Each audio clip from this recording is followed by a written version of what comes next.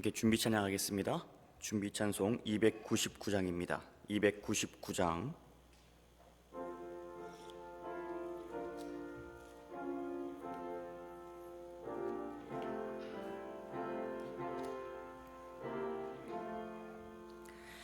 하나님 사랑은 온전한 참 사랑 내 맘에 부어주시사 충만케 하소서. 내 주님 참 사랑 햇빛과 같으니 그 사랑 내게 비추사 뜨겁게 하소서.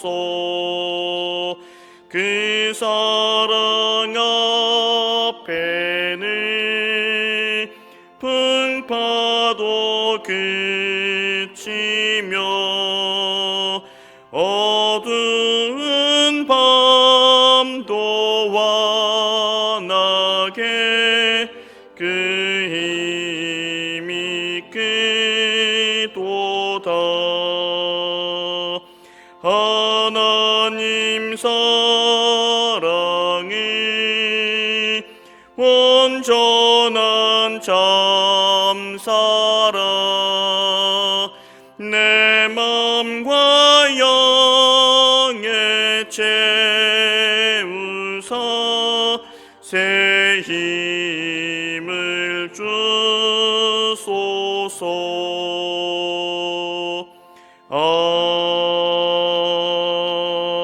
아멘.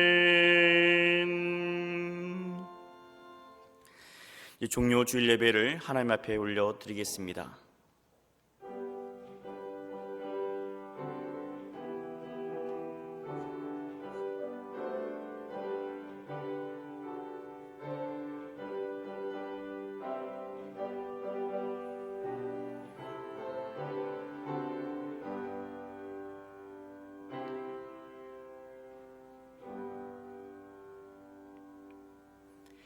하나님은 영이시니 예배하는 자가 영과 진리로 예배할지니라. 하나님 감사합니다. 종료 주일을 우리에게 허락하여 주시고 우리를 구원하기 위하여서 예루살렘 성에 입성하신 주님을 떠올려 봅니다. 오늘 드리는 이 예배를 통하여서 예수님의 마음을 오롯이 깨닫게 하여 주시고 말씀을 통하여 다시 한번 결단하며 하나님의 영광 외에 살아가는 저희들 되게 하여 주옵소서. 예수님의 이름으로 기원하옵나이다. 아멘. 함께 일어나셔서 37장 찬송하겠습니다.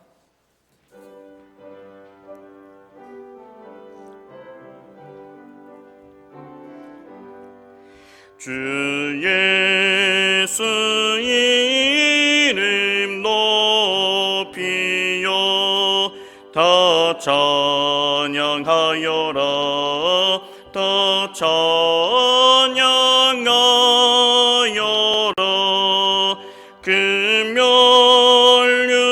금면류관에 들여서 만유의 주를 찬양하세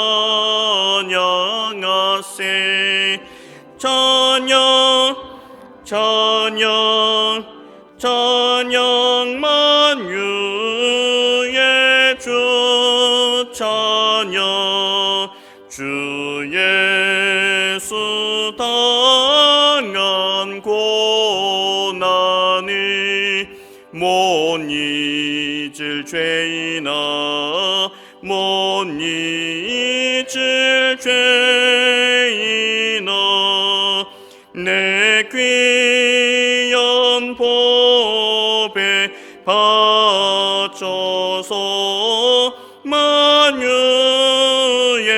주를 찬양하세 찬양 찬양 찬양 만유의 주 찬양 이 지구 위에 거하니 온 세상 사람들 온 세상 사람들 그 크신 위엄 높여서 만유의 주를 찬양하세 찬양 찬양 찬양 만유의 주 찬양 주 믿는 성도 다 함께 주 앞에 엎드려 주 앞에 엎드려 무궁한 노래 불러서 만유의 주를 찬양 찬양 찬양 찬양 만유의 주 찬양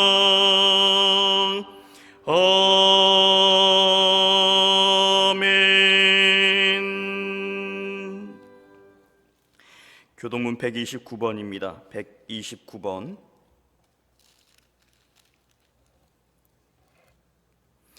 시온에 따라 크게 기뻐할지어다 예루살렘에 따라 즐거이 부를지어다. 보라 내 왕이 내게 임하시나니 그는 공의로우시며 구원을 베푸시며 겸손하여서 나귀를 다시나니 나귀의 작은 것 곧 낙이 새끼니라. 내가 에브라임의 병거와 예루살렘의 말을 끊겠고 전쟁하는 활도 끊으리니 이방 사람에게 화평을 전할 것이요 그의 통치는 바다에서 바다까지 이르고 유브라데 땅에서 땅끝까지 이르리라. 앞에서 가고 뒤에서 따르는 무리가 소리 높여 이르되 호산나 다윗의 자손이여 찬송하리로다. 주의 이름으로 오시는 이여 가장 높은 곳에서 호산나 하더라. 아멘. 전능하사 천지를 만드신 하나님 아버지를 내가 믿사오며 그 외아들 우리 주 예수 그리스도를 믿사오니 이는 성령으로 잉태하사 동정녀 마리아에게 나시고 본디오 빌라도에게 고난을 받으사 십자가에 못 박혀 죽으시고 장사한 지 사흘 만에 죽은 자 가운데서 다시 살아나시며 하늘에 오르사 전능하신 하나님 우편에 앉아 계시다가 저리로서 산 자와 죽은 자를 심판하러 오시리라. 성령을 믿사오며 거룩한 공예와 성도가 서로 교통하는 것과 죄를 사하여 주시는 것과 몸이 다시 사는 것과 영원히 사는 것을 믿사옵나이다. 아멘.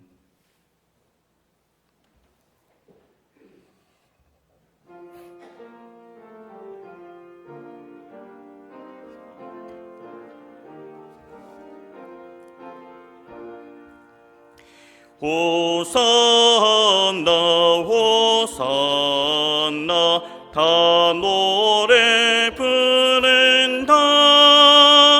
수많은 아이들이 즐거운 노래로 그 품에 안으시고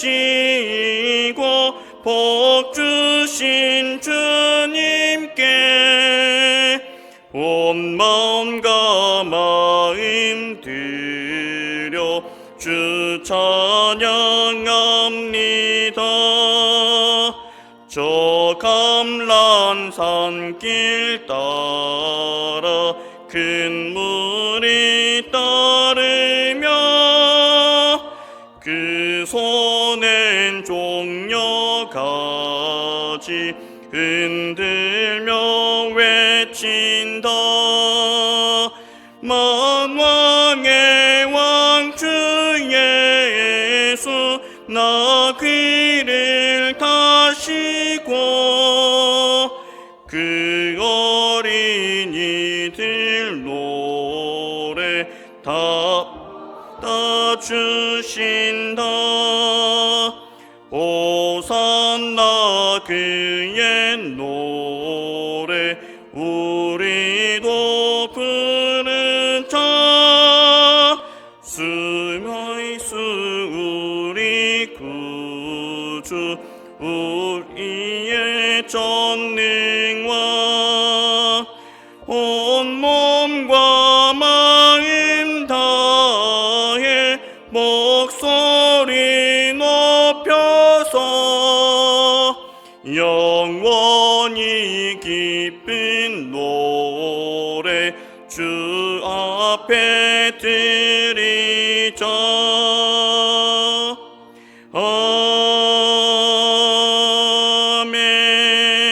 아멘. 김진행 장로님 기도 인도하시겠습니다.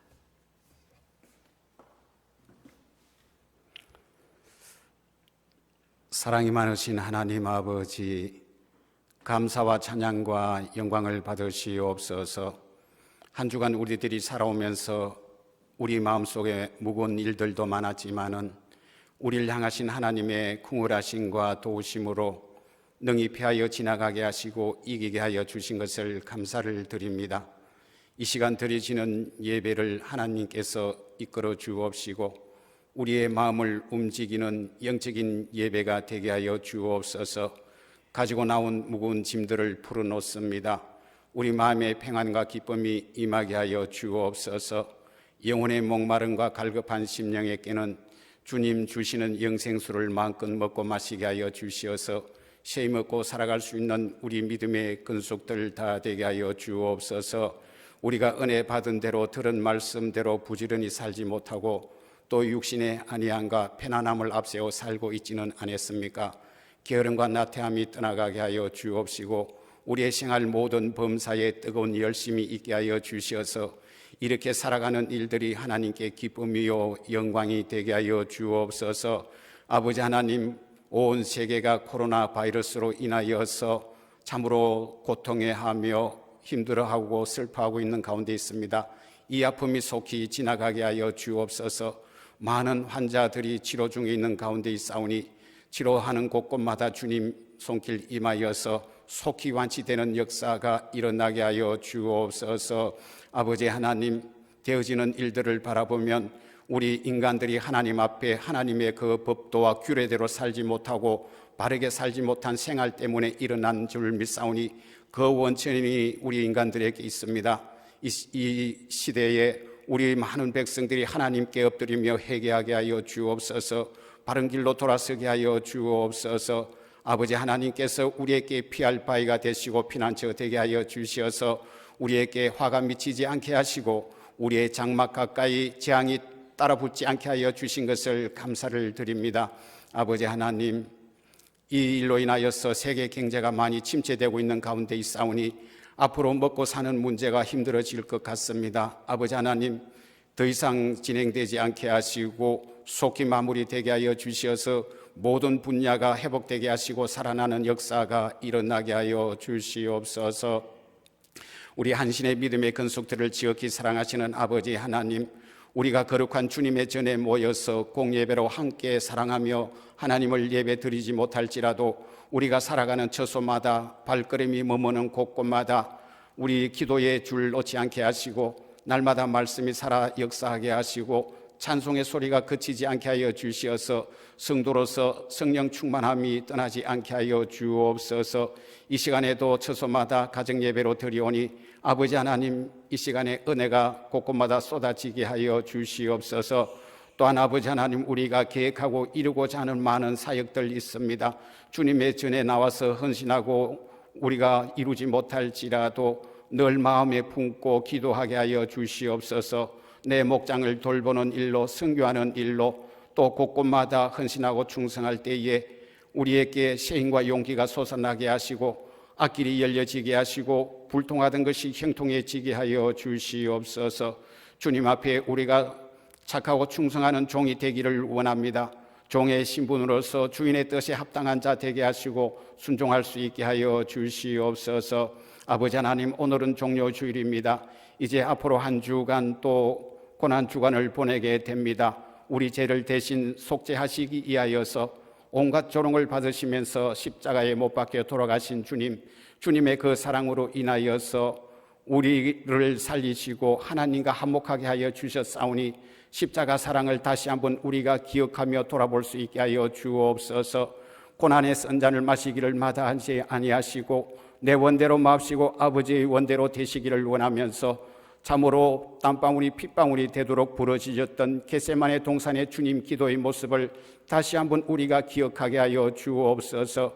우리가 인생길 살아가면서 많은 고난을 겪는다고 하지만 정작 주님을 위해서는 어떠한 고난을 겪어왔는지 다시 한번 우리의 부끄러운 모습 돌아볼 수 있게 하여 주옵소서.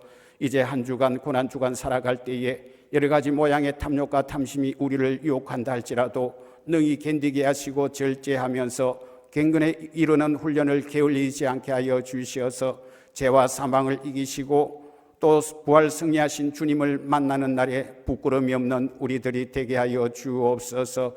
한 주간 주님 가까이 찾아 나갈 수 있는 귀한 은혜의 시간들 되게 하여 주옵소서. 하나님께서 이 시간에 또 우리 귀한 목사님께 맡겨주신 믿음의 근속들 날마다 목사님이 영적으로 치리하시며 돌보실 때에 고단함이 없도록 쇠인과 능력을 각질이나 더 부어주시옵소서. 이 시간 주시는 말씀이 우리 마음속에 갈급한 우리 심령 속에 은혜의 생수가 되게 하여 주시어서 힘을 얻고 살아갈 수 있는 한 주간 되게 하여 주시옵소서. 우리 죄를 사하시기 위하여 대속제물 대신 예수 그리스도 이름으로 기도드리옵나이다. 아멘.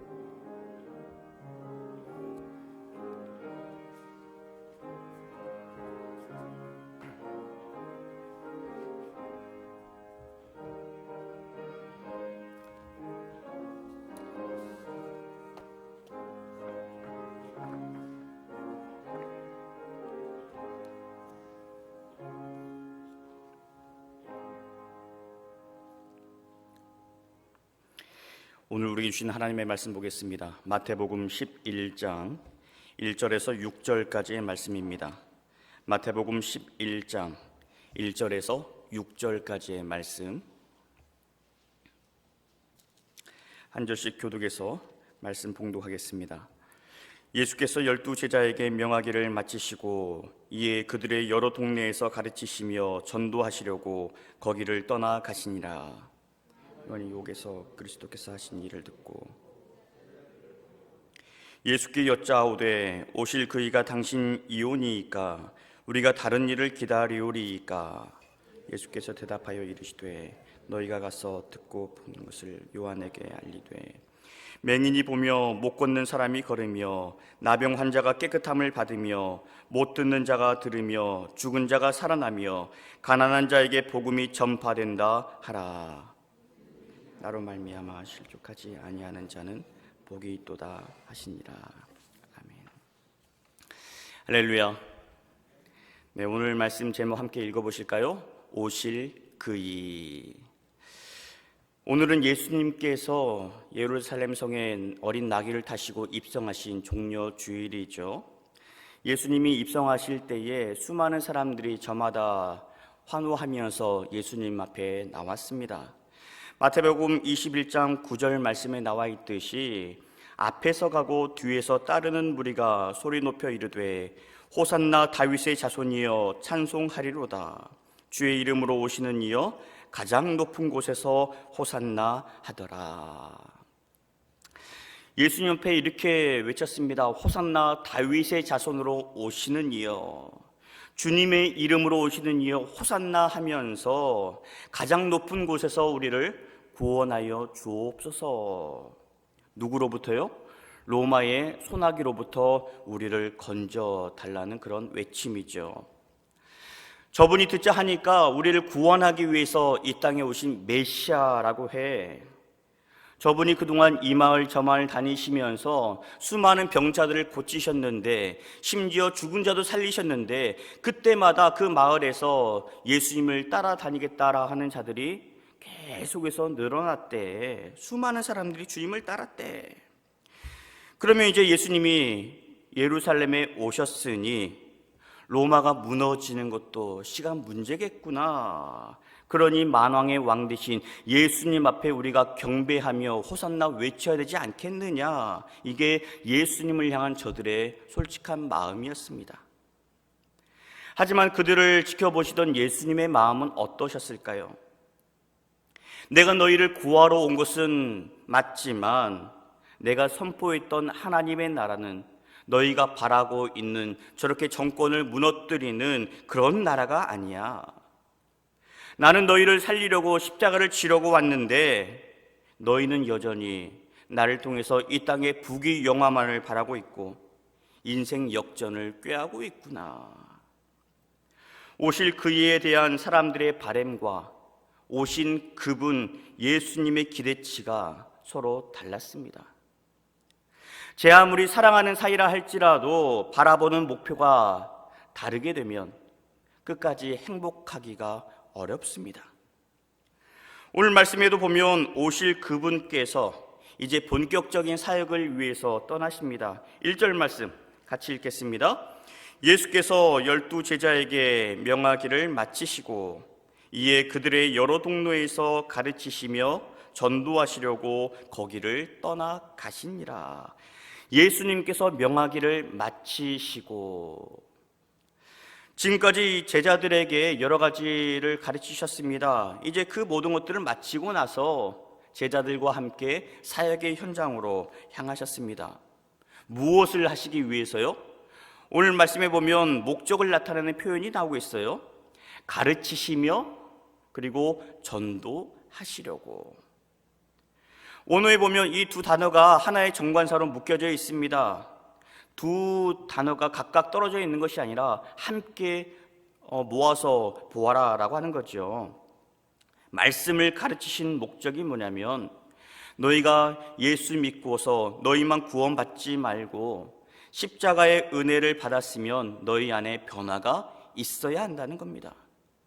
너희가 십자가를 붙들고 말씀대로 살고 복음의 증인으로 살아야 한다라고 하는 거예요. 여러분에게 구원의 확신이 있으십니까? 여러분 복음의 능력으로 살고 계십니까? 그렇다면 여러분의 삶의 모습에 변화가 있어야 합니다.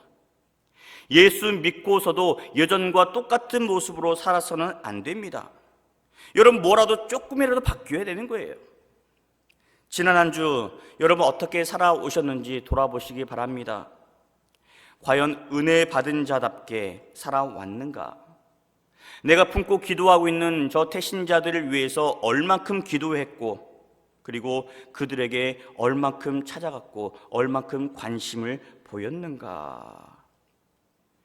우리가 은혜를 받았다면 받은 은혜를 내 손아귀에만 움켜쥐는 것이 아니라 내 가정과 내 이웃과 지역 사회에 흘려보내야 합니다. 이것이 복음대로 사는 삶이고 예수님께서 말씀하신 대로 전도하는 삶, 선교하는 삶입니다. 예수님이 저 종교 지도자들을 맹렬하게 비난하신 이유도 바로 여기에 있습니다. 저들의 삶은 말씀을 가르치는 삶과 그리고 그들이 살아가는 삶의 모습이 제각각이었습니다. 말로는 하나님의 말씀대로 산다라고 했지만 말씀의 근본은 쏙 빼먹어버리고 겉으로 드러나는 행동에만 관심을 기울였던 저들이었습니다. 예수님은 저들의 그 위선을 바라보시면서 비판하셨던 거죠. 예수님께서 오늘 이렇게 제자를 데리시고 여러 동네를 향하십니다. 마을들을 찾아가실 때에 마을들을 선정하는 기준이 있습니다. 여러분이라면 어떻게 선정하시겠어요? 내가 지금 가까이 있는 동네부터 찾아갈 수도 있겠고, 그리고 내가 가는 것을 반기지 않는 마을이 있다면 그 마을은 점프해서 건너가려고 할 수도 있을 겁니다. 그런데 예수님은 마음에 드는 현장만 찾아가신 게 아니었어요. 아굴 골짝 빈들에도 복음 들고 가오리다라고 하는 그런 찬양 가사처럼 어떤 곳이든지 복음이 필요한 곳이면 기쁜 마음으로 찾아가셨습니다. 물론 사역지를 정할 때 안전의 문제도 중요합니다. 그런데 그것은 두 번째 문제예요. 그 땅에 복음이 전파되었는지 그렇지 않는지가 우선순위가 되어야 됩니다. 그리고 그 땅에 복음을 받아들일 수 있는 그런 준비가 되어 있는지를 살펴야 합니다.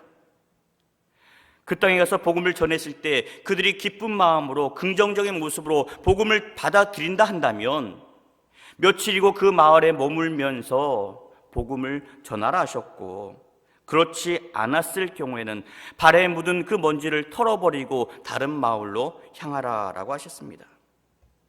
그래서 주신 말씀이 너희가 전도할 때는 뱀처럼 지혜로워야 하고 비둘기처럼 순결해야 한다라고 하셨어요. 지난 주 중에 네팔에서 선교하시는 선교사님으로부터 연락이 왔습니다. 목사님, 온 나라에 지금 락다운이 떨어졌어요. 행동 제재가 내려졌습니다.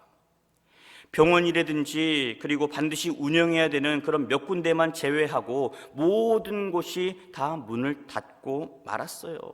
저희도 집에 갇혀서 한 주일째 지금 머물고 있습니다. 한국 대사관에서는 코이카 직원을 비롯해서 한국인들을, 자국민들을 한국으로 귀환시키려고 하는 그런 그 소식들이 오고 갑니다. 그래서 신청을 받는다고 그래요. 그래서 제가 물어봤어요. 선교사님은 어떻게 하세요? 저희요? 이분들과 함께 해야죠. 마음이 참 찡했습니다. 당연히 저들과 함께 해야죠. 저번에 지진이 났을 때에도 다른 사람들은 다 빠져나갔지만 저희는 오히려 여진이 남아있는 그곳에 찾아갔습니다. 여러분, 이것이 영혼을 사랑하는 주님의 마음 아니겠습니까? 예수님은 그렇게 곳곳을 다니시면서 복음을 선포하셨고 예루살렘으로 향하셨습니다. 예수님에게 예루살렘은 어떤 땅이에요? 고난의 땅이고 십자가를 져야만 하는 그런 땅이었습니다. 하지만 예수님은 두려워하거나 거부하지 않으셨습니다. 예수님은 십자가를 지시기 위해서 이 땅에 오셨고 십자가에 달려 피를 쏟아 주셔야 우리의 죄의 문제를 해결할 수 있고 예수님께서 죽으셔야만이 부활의 소망을 줄 수 있기 때문에 고난의 그 길, 십자가의 길을 담대하게 걸으셨습니다. 이분이 바로 성경에서 말씀하신 오실 그분 예수님이십니다. 오늘 2절에도 오실 그 일을 애타게 기다리는 사람이 있었어요. 세례 요한이란 사람이죠. 지금 요한은 감옥에 갇혀 있지만 감옥에서 예수님이 어떤 일을 행하셨는지 예수님에 대한 소문들을 다 전해 듣고 있었습니다. 세례 요한은 평소에 세례를 베풀면서 이렇게 말을 했어요. 나는 여러분들에게 물로 세례를 베풀지만 내 뒤에 오시는 분이 계시는데 나는 그분의 신발끈을 감당하기조차도 벅찹니다. 감당할 수가 없습니다. 그리고 나서 예수님을 만났을 때 했던 말이 있습니다. 제가 예수님에게 세례를 받아야 하는데 어쩐 일로 저에게 찾아오셨습니까? 그러자 예수님이 말씀하시죠. 우리가 이와 같이 하여 모든 의를 이루는 것이 합당하니라. 그래서 요한이 예수님에게 세례를 베풉니다. 그렇게 베풀고 나니까 하늘이 열렸어요. 하늘이 열리고 하나님의 성령이 비둘기같이 내려오면서 하늘에서 음성이 들렸습니다. 이는 내 사랑하는 아들이요 내 기뻐하는 자라. 요한은 그제서 분명하게 깨달았습니다. 이분이 바로 하나님의 아들이구나. 우리를 구원하러 오실 메시아가 바로 이분이시구나. 그러면 이제 이 메시아가 이 땅의 모든 부조리를 다 없애고 로마 정권을 장악해서 하나님의 나라를 세우시겠구나. 그렇게 굳게 믿었습니다. 그러나 메시아가 오셨지만 여전히 예수님을 메시아로 굳게 믿고 있지만 자신은 정작 감옥에 갇힌 신세였습니다. 그분이 오시면 갇힌 자들이 풀려난다라고 했는데 나는 지금 그대로인 거예요. 이게 어찌된 일인가? 마음속에서 지금 갈등이 일어납니다. 의심이 생기는 거예요. 그래서 제자들을 보내서 재차 확인합니다. 이 장면 보면서 이런 생각이 들었어요. 믿음이 좋은 사람도 넘어질 수 있겠구나. 시험이 들 수 있겠구나. 언제요? 내 생각하고 주님의 생각이 맞지 않을 때, 내 안에 의심이 생기면 시험이 들 수 있다는 것을 오늘 요한을 통해서 우리가 확인할 수 있습니다. 여러분, 부부 사이에도요, 관심이 필요한 것이지 의심을 품는 것은 전혀 도움이 되지 않습니다. 목회자와 교인 사이에서도 의심의 씨앗이 있다면 하루빨리 떨쳐내 버리셔야 합니다. 왜냐하면 사탄이라고 하는 녀석은 의심이 있는 그 자리를 비집고 들어가서 활동하기 때문에 그렇습니다. 남편과 아내 사이에 의심이 있는 그 자리에 사탄이 개입하고 목회자와 성도 사이에 의심이 있는 그 틈바구니를 사탄이 공략합니다. 마태복음 11장 3절 말씀에 이렇게 묻습니다. 예수께 여짜오되 오실 그 이가 당신이오니이까 우리가 다른 일을 기다리오리이까. 요한이 묻죠. 오실 그분이 당신 맞습니까? 요한은 이미 예수님 앞에서 고백했지만 예수님이 정말 오시기로 한 메시아가 맞는지 다시 한번 확인하고 있습니다. 이사야 선지자가 예언했듯이 메시아가 오면 가난한 자들에게 복음을 선포하고 그리고 마음이 상한 자들을 고치시고 포로된 자들에게 자유를 주시고 갇힌 자에게 노임을 선포하신다라고 했는데 당신이 그 일을 행할 분이십니까? 저를 비롯해서 우리 민족의 사활을 당신에게 걸어도 되겠습니까? 아니면 우리가 다른 일을 기다려야 하는 겁니까? 속 시원하게 알려달라는 거죠. 그러자 예수님께서 오실 그분이 당신이 하는 그런 질문 앞에 예스, 노로 대답하지 않으십니다. 지금 너희가 보고 들은 것을 그대로 전하라라고 하셨어요. 지금 요한이 보냈던 이 제자들이 예수님 앞에 찾아와서 무엇을 보았습니까? 누가복음 7장 21절에 보면 이렇게 기록을 하고 있습니다. 마침 그때에 예수께서 질병과 고통과 및 악귀 들린 자를 많이 고치시며 또 많은 맹인을 보게 하신지라. 그러면서 하신 말씀이 오늘 5절 말씀입니다. 맹인이 보며 못 걷는 사람이 걸으며 나병 환자가 깨끗함을 받으며 못 듣는 자가 들으며 죽은 자가 살아나며 가난한 자에게 복음이 전파된다 하라. 가서 맹인이 보게 되었다라고 전하여라 라고 얘기를 했어요. 여기서 말하는 맹인은 그저 앞을 바라보지 못하는 그런 사람만 의미하는 게 아닙니다.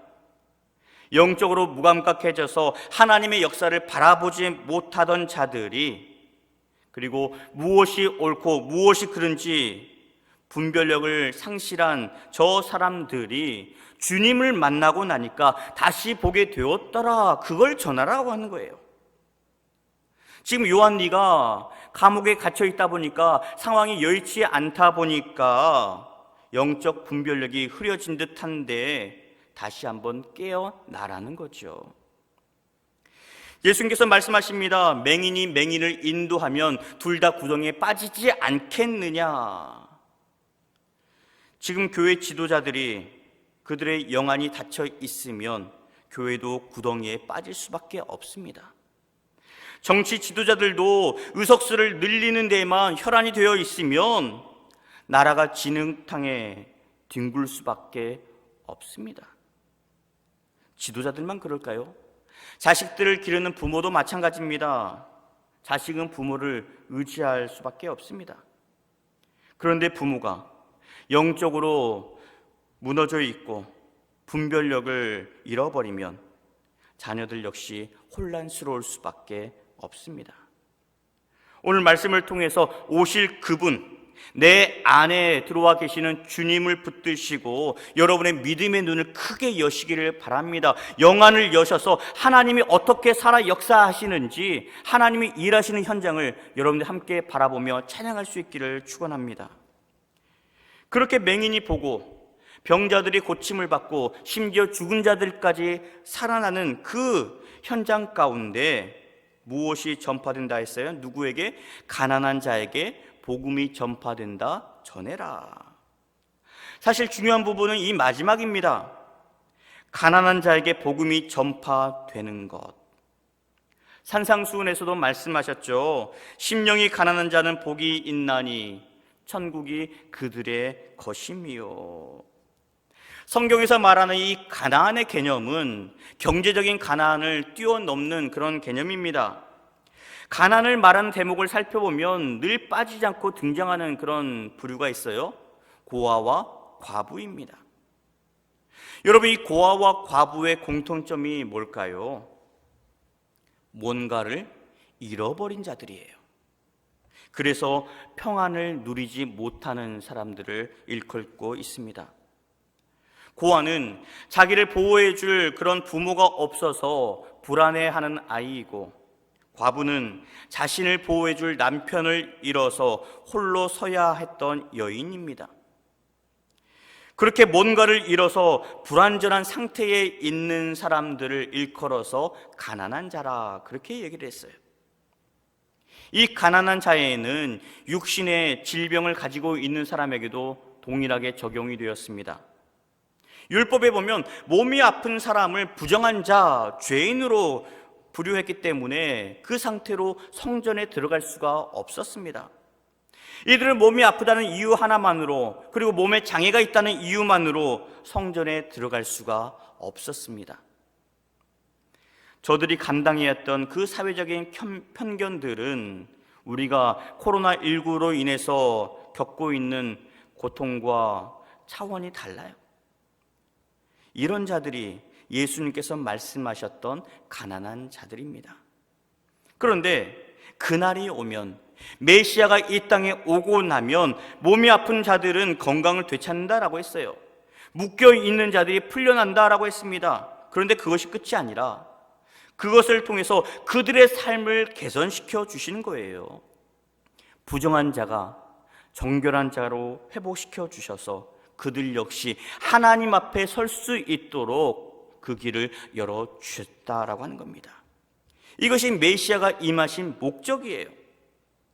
자, 그러면서 6절 말씀 함께 읽습니다.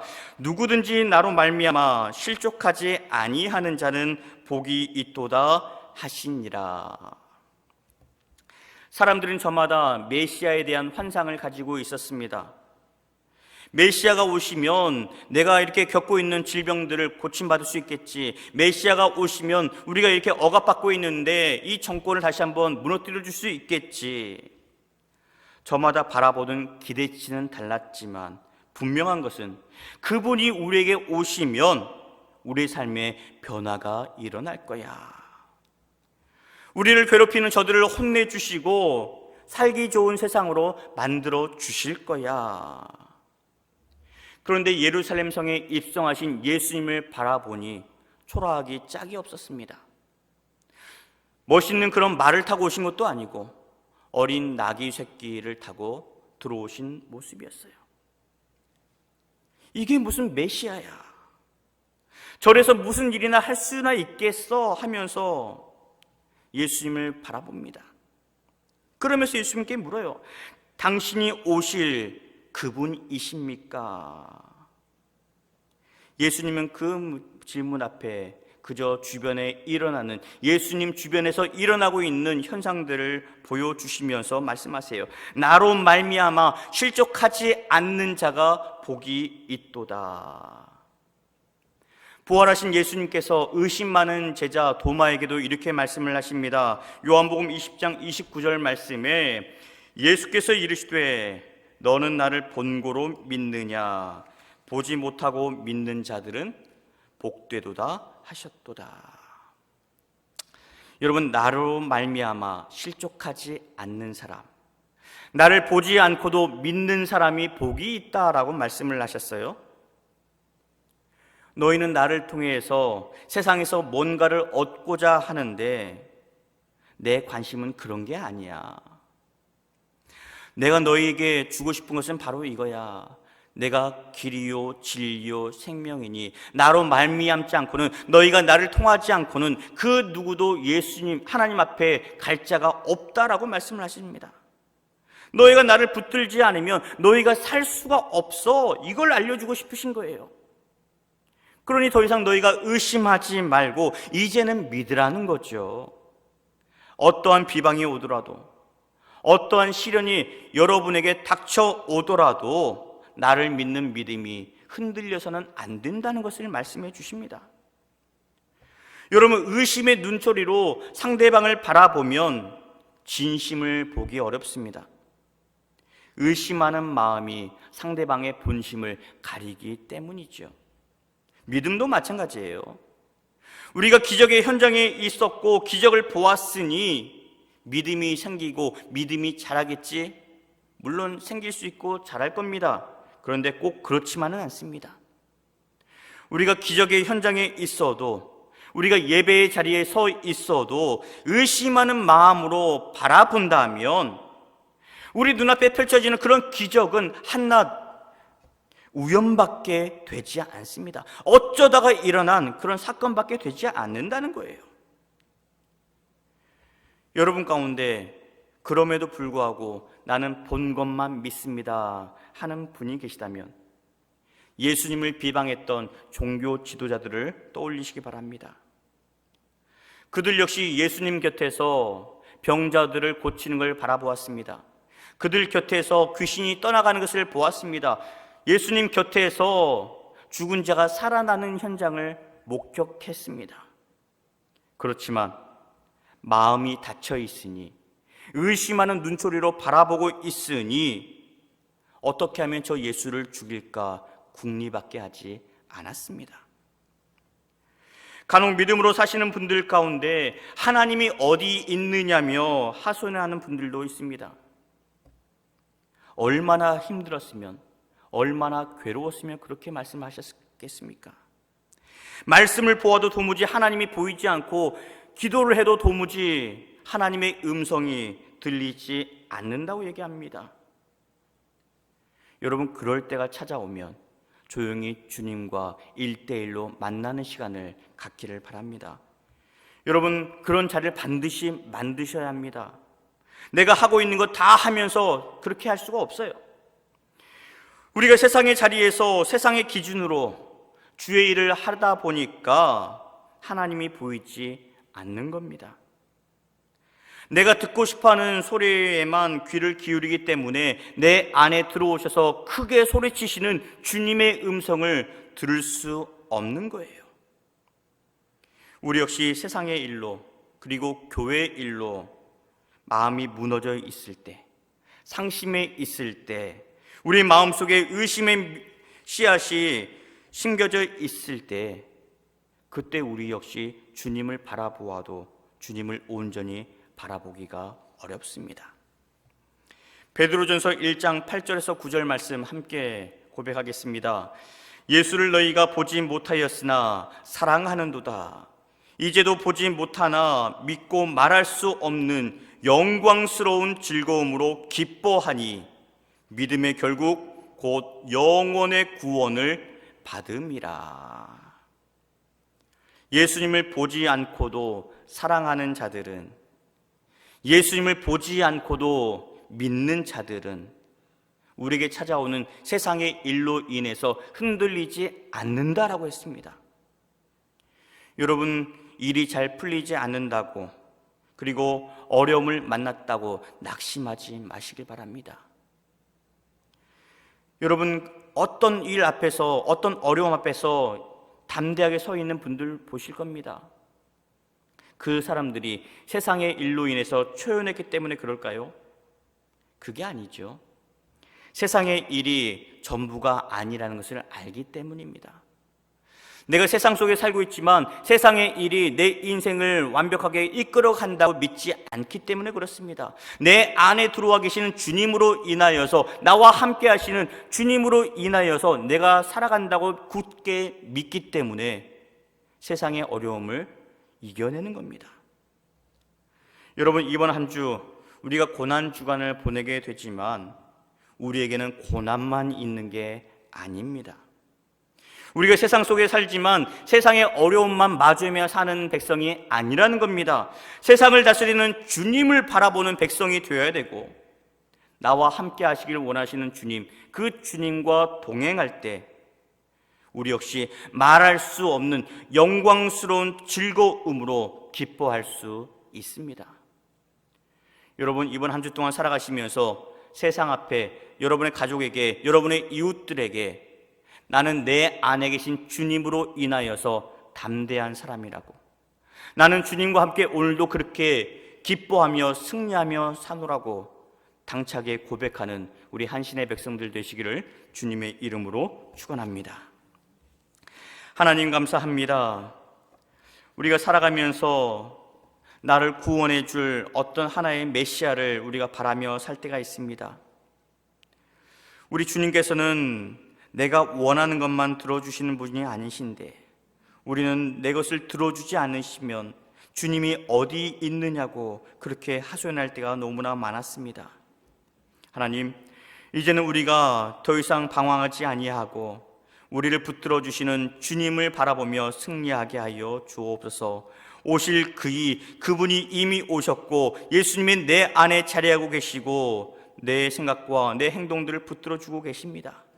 이제는 우리가 세상 살아가면서 그 주님 의지하고 살아가게 하여 주옵소서. 어떠한 역경이 찾아오더라도 낙심치 말게 하여 주시고 담대한 모습으로 주님과 함께 세상 앞에 승리해 나가는 우리 믿음의 권속들 되게 하여 주옵소서. 예수님의 이름으로 기도합니다. 아멘. 함께 91장 찬양하며 준비한 예물 하나님 앞에 봉헌하겠습니다.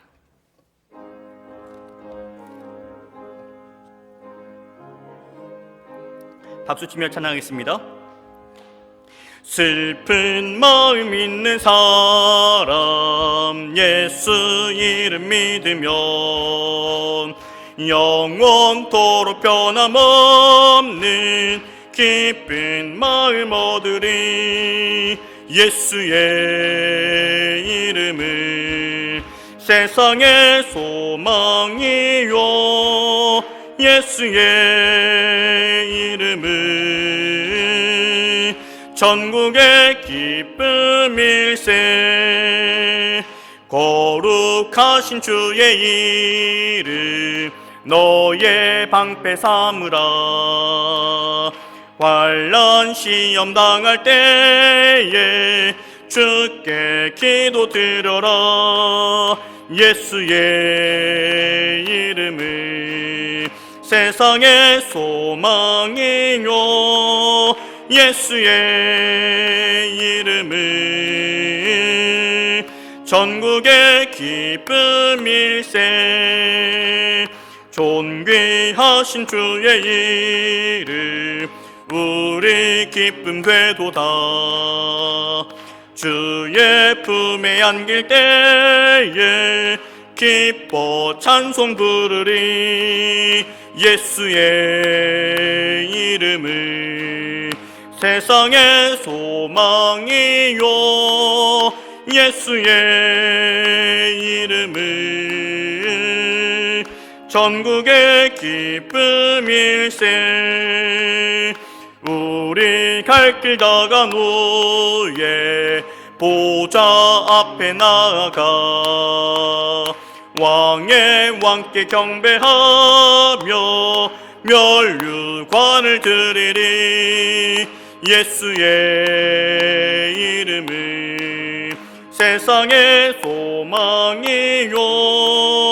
예수의 이름을 전국의 기쁨일세.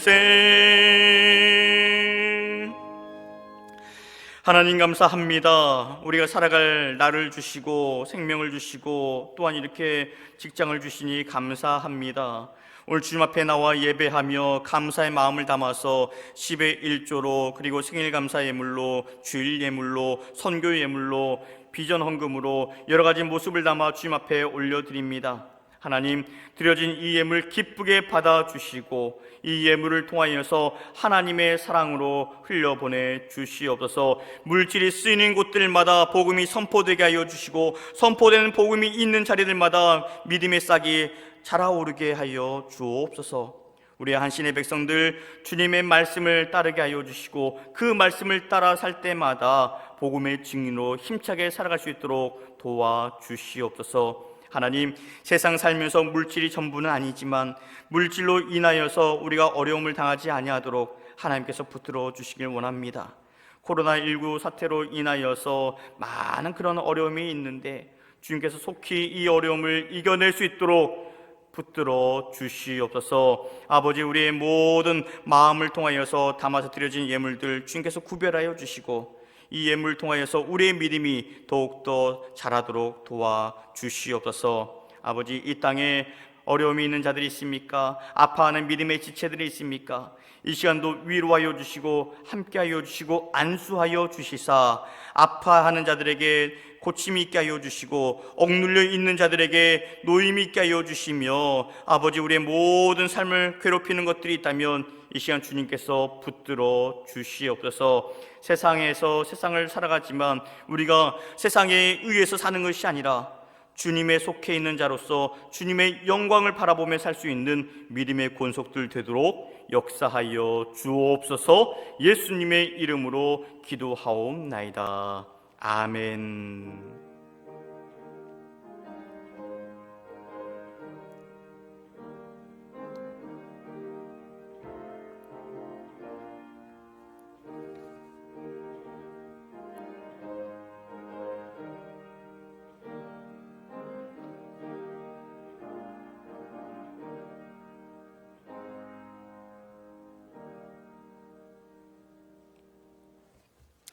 할렐루야. 우리 옆에 계신 분들, 우리 가족분들과 이렇게 인사 나누실까요? 예수 붙들고 삽시다. 오실 그분이 예수이십니다. 다른 분 찾지 맙시다. 네. 오늘은 예수님께서 십자가를 지시기 위해서 예루살렘 성에 입성하신 종려 주일입니다. 아울러서 내일부터는 이제 고난주간 들어가게 되는데 지난 이틀 전부터 우리가 예수님의 십자가 위에서 하셨던 가상칠언으로 말씀을 묵상하고 있어요. 이번 한 주 계속해서 묵상할 터인데 교회 나올 수 있는 분들은 교회 오셔서 함께 새벽에 묵상할 수 있기를 바라고, 그리고 나오지 못하는 분들은 가정에서 나눠드리는 보내드리는 그런 그 메시지로 함께 묵상하시면서 준비하시길 바랍니다. 다음 주일은 4월 8일 죽음의 권세를 이기신 주님을 찬양하는 부활 주일입니다. 여러분 함께 기억하시면서 부활의 영광 되시는 주님을 기억하고 함께 기쁨으로 준비할 수 있기를 바랍니다. 세례 신청자 오늘까지 전도사님에게 알려주시기를 바랍니다. 세례 교육과 문답 일정은 신청하신 분들과 개별적으로 다시 한번 논의하도록 하겠습니다. 오늘 예배 후에 우리 장로님들 당회로 모이도록 하겠습니다. 함께 여러분들 기억하실 것은 기도해 주실 게 있어요.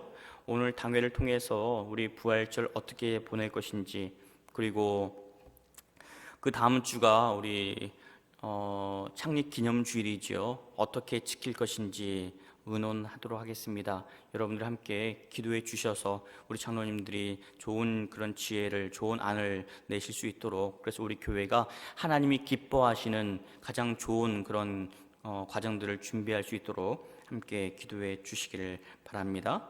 CBS 방송 설교 일정 변경 토요일 오후 5시 반으로 옮겨졌다는 거 기억하시고요. 우리가 코로나19로 인해서 지혜롭게 함께 대처해 주시길 바랍니다. 보니까 꽃놀이 가는 것도 좀 자제를 해야 되겠다 싶어요. 그리고 목욕탕이라든지 여러 사람들이 모일 수 있는 대중적인 그런 공간들, 영화관이라든지 대형 마트라든지 이런 부분들을 부득이하게 가셔야 될 때에는 그런 사회적 거리두기를 신경 쓰시면서 개인 위생 관리에 철저히 해 주시기를 바랍니다. 함께 우리가 주일 예배를 이렇게 온라인으로 드리고 있지만 가정에서 더욱더 예배를 사모하는 마음으로 예배에 임해 주실 수 있기를 바랍니다. 그리고 이 코로나19가 속히 지나갈 수 있도록, 그리고 이를 위해서 애쓰고 수고하는 관계자들을 위해서, 그리고 환우를 위해서 함께 기도해 주시기를 바랍니다. 나머지 광고들 보내드린 주보 참조하시면 되겠습니다. 이제 일어나셔서 함께 찬송하겠습니다.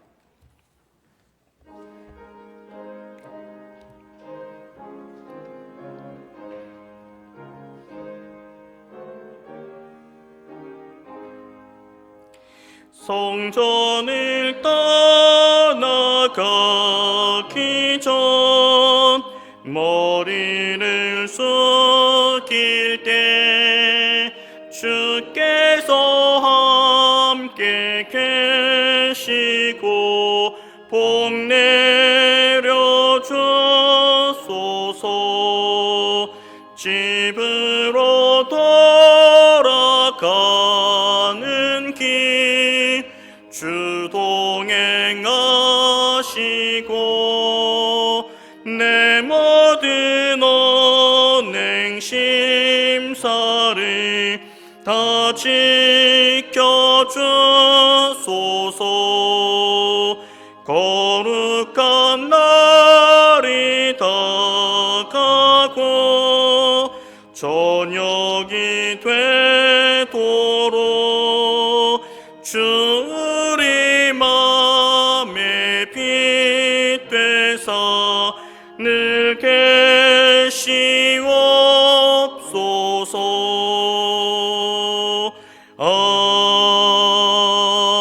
아멘. 예수님과 함께하는